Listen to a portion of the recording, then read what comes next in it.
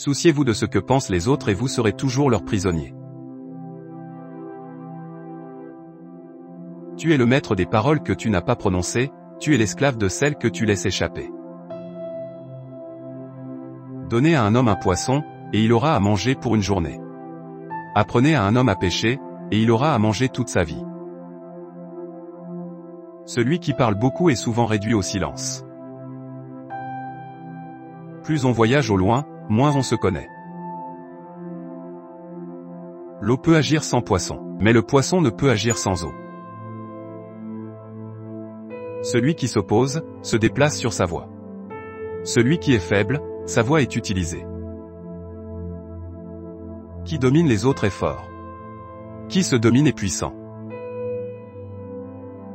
La plus grande révélation est le silence. Être humain, c'est aimer les hommes. Être sage, c'est les connaître. Il est plus intelligent d'allumer une toute petite lampe, que de te plaindre de l'obscurité. Si vous croyez savoir, vous ne savez pas. Si un jour quelqu'un te fait du mal, ne cherche pas à te venger, assieds-toi au bord de la rivière, et bientôt tu verras son cadavre passer.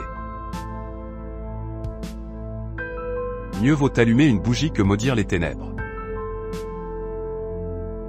Le sage venge ses injures par des bienfaits. Le grave est la racine du léger, le calme est le maître du mouvement. Le sage ne veut pas être estimé comme le jade, ni méprisé comme la pierre. Plus il y a de lois, et plus il y a de voleurs.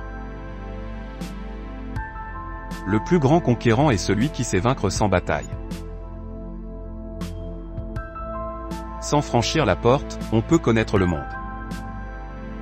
La plus grande vertu est comme l'eau, elle est bonne pour toute chose. Plus le sage donne aux autres, plus il possède. Celui qui sait s'arrêter ne périclite jamais. L'homme qui ne tente rien ne se trompe qu'une fois. La vertu, immuable, ne quitte pas l'homme avec la mort, elle retourne au nourrisson.